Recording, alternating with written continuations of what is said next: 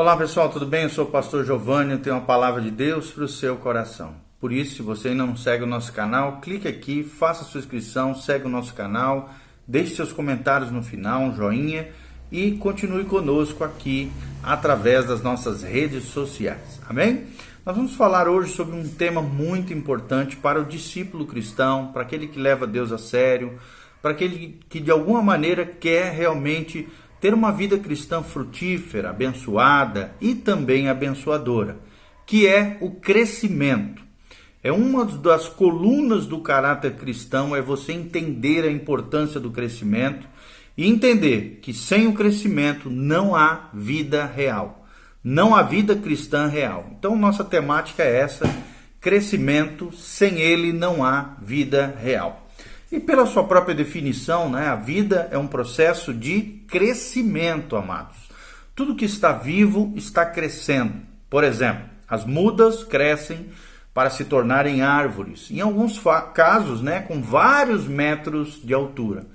Mesmo quando atingem a sua altura total, exibem um crescimento regular por meio da produção de novas folhas, novos galhos e novos frutos. O princípio do crescimento também é verdadeiro no campo espiritual, ou seja, uma característica essencial e inerente de cada pessoa no corpo de Cristo, que é a igreja, é o crescimento espiritual individual.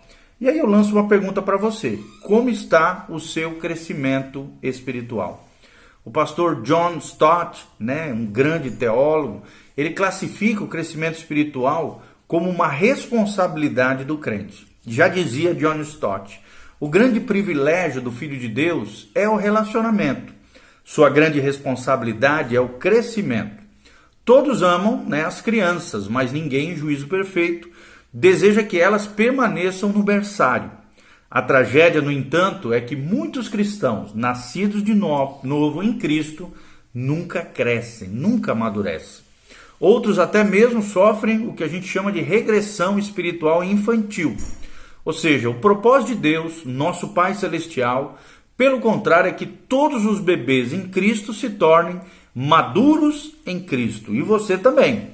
Nosso nascimento deve ser seguido, sim, pelo crescimento.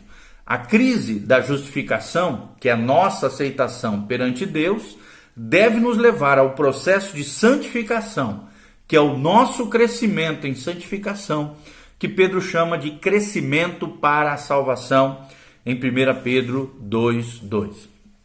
E o primeiro destaque que nós trazemos aqui para você é: o crescimento espiritual é mandatório, ou seja, é um mandamento de Deus que eu e você, que nós cresçamos no Senhor. E é muito desencorajante, desapontador conhecer crentes cristãos que não se desenvolveram, não cresceram na fé. Como é chato, como dão trabalho.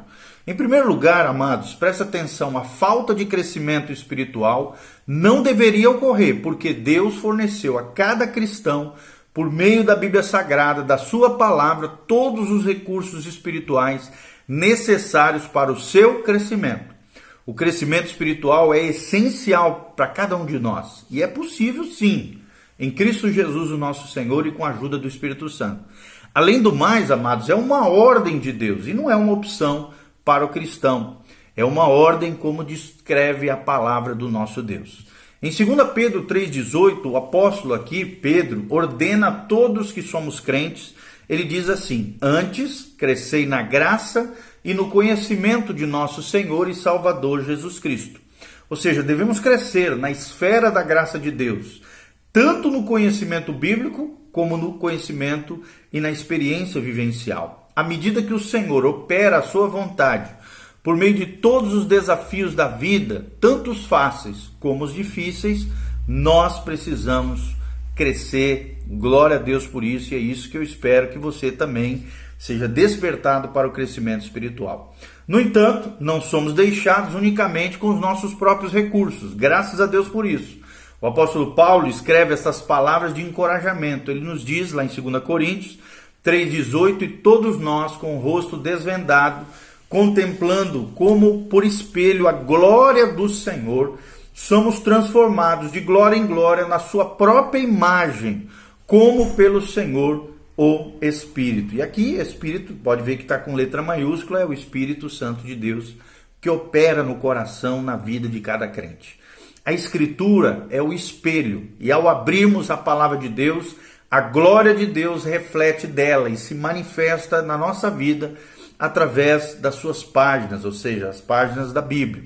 Quando isso ocorre, o crescimento espiritual genuíno acontece e nós somos transformados de glória em glória na sua própria imagem, ou seja, na imagem de Cristo, como pelo Senhor através do Espírito Santo. Ao olharmos fielmente para a sua palavra, Deus, por meio do Espírito Santo, produz em nós crescimento em níveis sempre superiores de maturidade à semelhança de Cristo. Mais tarde também o apóstolo Paulo orou pelos irmãos que estavam em Corinto para que eles fossem aperfeiçoados. Você pode ver isso lá em 2 Coríntios 13, 19. Ele queria aqui, Paulo, com veemência, que eles avançassem até o cume da completa maturidade espiritual. O apóstolo Paulo desejava seriamente esse crescimento para todos os crentes. Em Gálatas 4,19 ele escreve o seguinte: meus filhos, por quem de novo sofro as dores de parto, até que Cristo seja formado em vós. Ou seja, no livro de Efésios, era já desejo de Paulo que todos os crentes crescessem. Como ele diz em Efésios 4,13, até que todos cheguemos à unidade da fé e do pleno conhecimento do Filho de Deus, a perfeita varonilidade, à medida da estatura da plenitude de Cristo. É o que Paulo fala quando ele está mencionando ali sobre os 5 ministérios atuantes dentro da igreja para o amadurecimento dos santos. Quando também Paulo escreveu os Filipenses, ele já era convertido há 30 anos, e assim ele sabia bem que todos os crentes estavam continuamente sendo chamados à maturidade espiritual. Ele diz lá em Filipenses 3, de 13 a 14, irmãos, quanto a mim não julgo havê-lo alcançado, mas uma coisa faço, esquecendo-me das coisas que para trás ficam e avançando para as que estão diante de mim, prossigo para o alvo, para o prêmio da soberana vocação de Deus em Cristo Jesus, o nosso Senhor. E essa ordem, meu irmão, continua valendo. Não tem meio termo, não há lugar para neutralidade. Ou nós crescemos espiritualmente, ou regredimos na nossa fé e na nossa espiritualidade. O preço por regredir é que, inevitavelmente, de forma inevitável, teremos de recuperar o fundamento espiritual. Ou seja, o fundamento uma vez ganho, mas agora perdido. Consequentemente, então, o ideal é que eu e você, nós obedeçamos as palavras do apóstolo Paulo quando ele escreveu a Timóteo. Ele diz: segue a justiça, a piedade, a fé, o amor, a constância e a mansidão. E é assim que nós devemos viver à luz da palavra de Deus, conforme Paulo relata em 1 Timóteo 6, 11. Aí surge uma outra perguntinha: quais são os níveis de maturidade espiritual?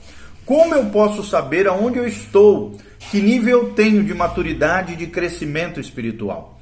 E é o que nós vamos tentar responder. A ordem para que todos os crentes cresçam espiritualmente é direta na Escritura, na palavra de Deus, na Bíblia Sagrada. 1 João 2, 12 a 14, João aqui nos diz o seguinte: filhinhos, escrevo-vos, porque pelo seu nome vos são perdoados os pecados. Pais, escrevo-vos porque conhecestes aquele que desde o princípio. Mancebos ou jovens, escrevo-vos porque vencestes o maligno. E vos escrevi, filhos, porque conhecestes o Pai. Eu vos escrevi, pais, porque já conhecestes aquele que é desde o princípio. Eu vos escrevi, mancebos ou jovens aqui, porque sois fortes, e a palavra de Deus está em vós, e já vencestes o maligno. Ou seja, João aqui claramente chama todos cujos pecados foram perdoados, lavados pelo sangue de Jesus, de filhinhos. É o que diz o versículo 12. Visto que todos nós, crentes verdadeiros, nos arrependemos do pecado e confiamos na obra de Jesus na cruz do Calvário, fomos então perdoados dos nossos pecados. E é lógico aqui que podemos concluir que todos eles podem ser chamados pela cativante expressão de filhinhos. Lembre-se que João era o apóstolo do amor, por isso que ele usa essa terminologia, filhinhos. Que coisa linda, coisa amorosa, graciosa do apóstolo do amor. E essa passagem também, amados, revela 3 estágios básicos do crescimento espiritual. E eu quero que você avalie a sua vida, em qual estágio, qual é o nível de maturidade que você tem. Primeiro, filhos. Primeiro estágio é o estágio de filhos.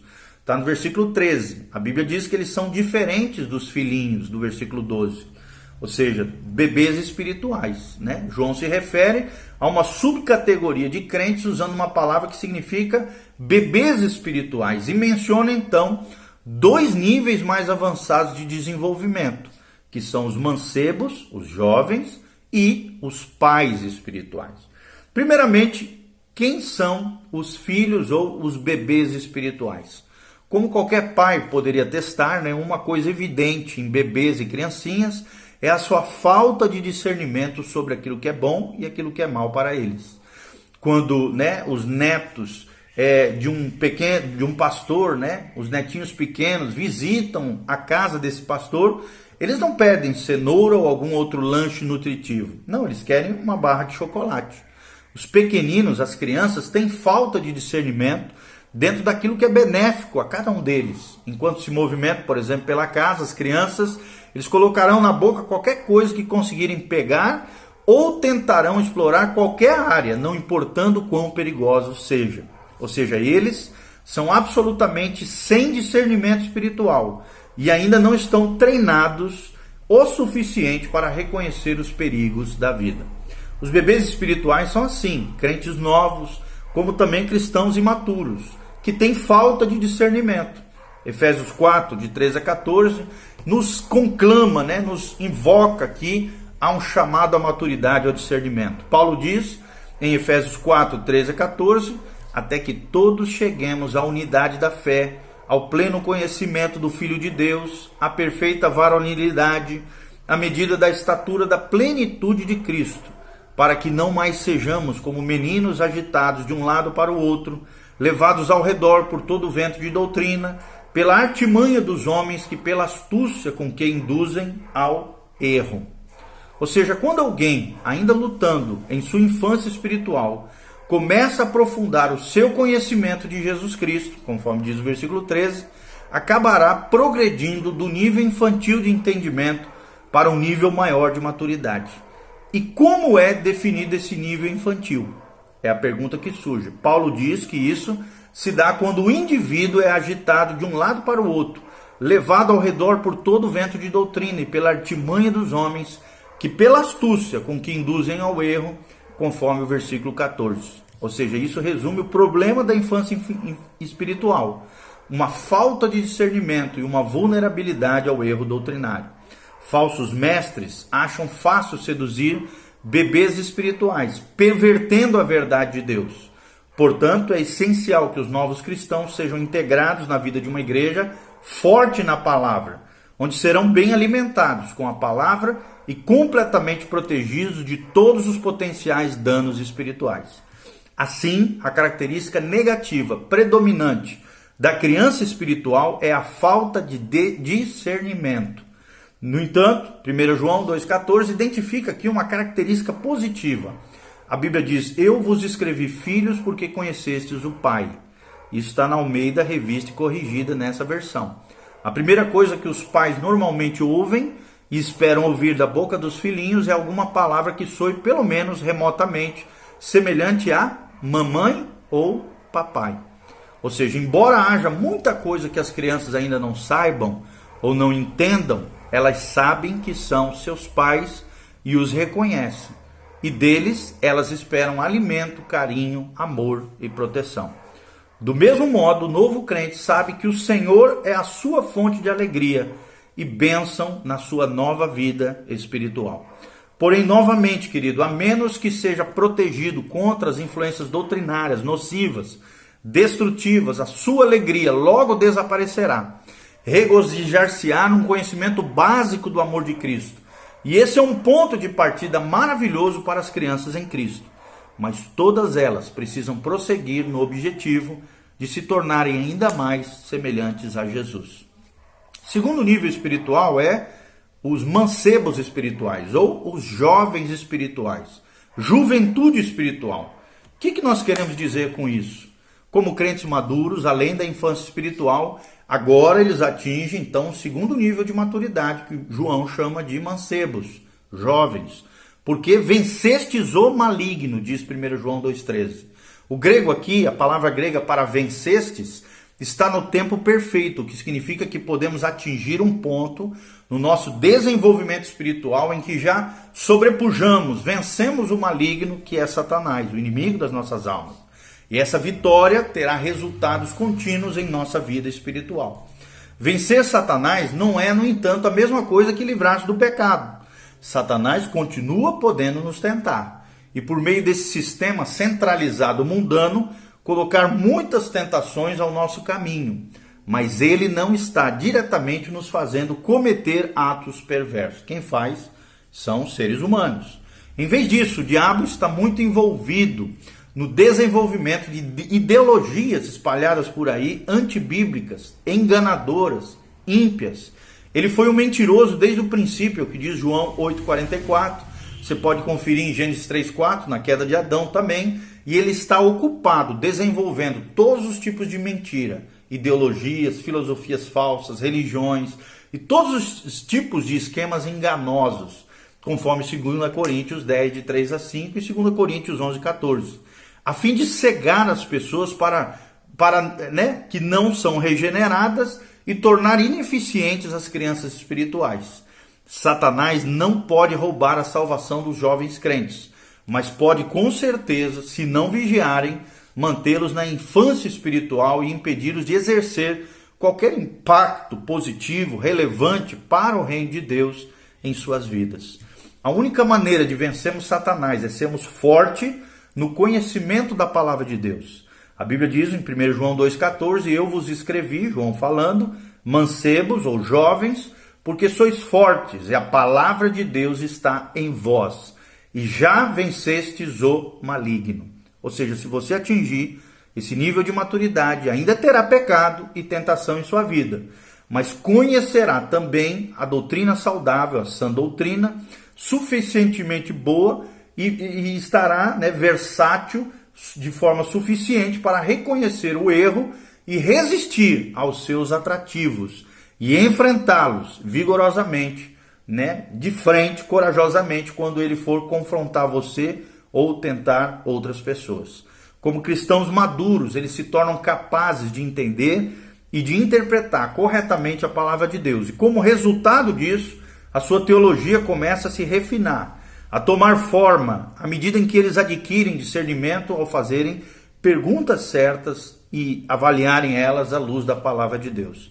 Com o seu conhecimento doutrinário jamais ampliado, vem então o desejo de discernir a Escritura e a teologia com crentes mais preparados, de modo que possam ser mais operantes em rejeitar os cultos equivocados e toda forma de erro doutrinário. Desenvolver-se então, amados, até chegar a um jovem espiritual eficaz é simplesmente uma questão de conhecer cada dia mais a verdade de Deus, conforme 2 Pedro 3,18. Ou seja, aumentamos a nossa compreensão e ganhamos músculos, espirituais ao estudarmos as Escrituras, do mesmo modo que indo a uma academia de ginástica e fazemos exercício, nos tornamos mais fortes aqui e nos dará aparentemente uma quantidade ilimitada de força física e de energia para vencermos o inimigo. À medida em que você amadurece, amado, como um jovem espiritual, aqui lembrando, não está falando de idade, você adquirirá uma propensão vigorosa e apaixonada pela verdade, porque a sua teologia está entrando em foco, alinhamento com o céu. Você pode usar a palavra para discernir os tempos, as tendências na nossa sociedade e assim lidar com as questões importantes da vida ao nosso redor. Você crerá no que a Bíblia diz e no que a Bíblia ensina sobre as grandes verdades redentoras que dominam a palavra de Deus e conhecerá essas verdades e as entenderá de maneira lógica, espiritual, irracional e sobrenatural também. Então, nesse sentido, você permanecerá em solo firme, em solo forte, constante, sempre abundante e perseverante no Senhor. O terceiro nível são os pais espirituais. O que nós queremos falar com isso? Por mais que a vida cristã possa ser edificante durante o nível anterior, de mancebo, e haver crescimento, esse não é o ponto onde o nosso amadurecimento deve terminar. João identifica duas vezes uma terceira categoria de desenvolvimento. 1 João 2, 3 a 14, ele diz: Pais, eu vos escrevo. Pais, eu vos escrevi. Versículos 13 e 14. Ou seja, há uma diferença clara entre esse último nível de maturidade e o anterior. Enquanto a juventude espiritual está animada, extraindo o seu conhecimento bíblico, doutrinário, conjuntamente, e aplicando-o vigorosamente, no seu dia a dia, nos problemas, o pai espiritual, seja homem ou mulher, pai ou mãe espiritual, tem a sensação de descanso, tranquilidade e profundidade de caráter em Deus. Ou seja, a razão para essa paz é repetida por João nos versículos 13 e 14, quando a Bíblia diz: porque conheceis aquele que existe desde o princípio. Ou seja, o apóstolo está dizendo que a maioria dos crentes maduros começará a ter um conhecimento mais profundo de Deus.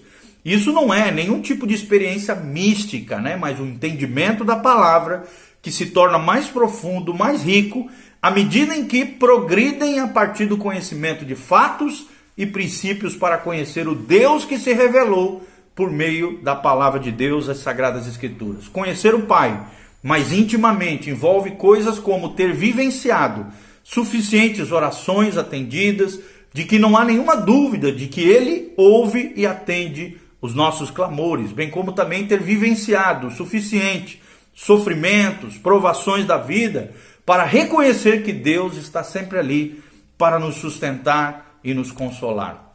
A W. Tozer descreve que um cristão espiritual, ou seja, maduro, quando vê todas as coisas do ponto de vista de Deus, a habilidade de pesar todas as coisas pela escala divina e atribuir-lhes o mesmo valor que Deus dá, é a marca da vida cheia do Espírito.